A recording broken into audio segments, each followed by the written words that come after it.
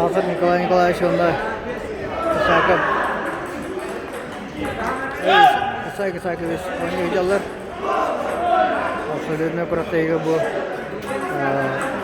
kısa bir daxili var ama kuraqtayga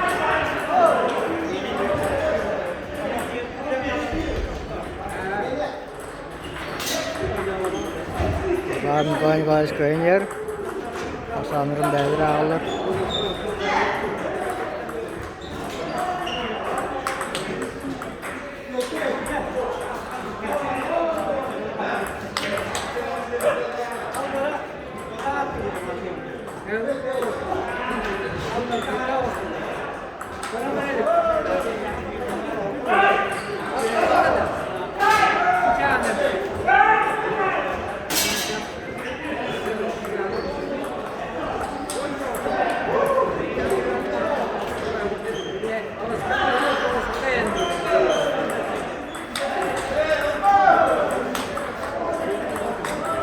Havalı durur.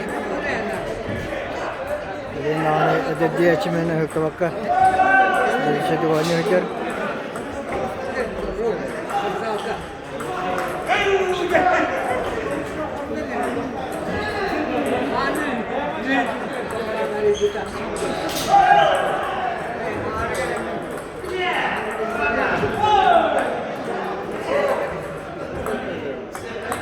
Kendileri işlerine de mahum olan şarkı bir kostu verelim oraya.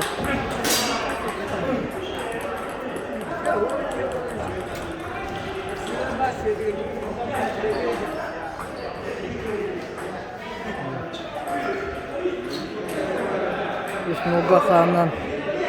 Harbi kayda.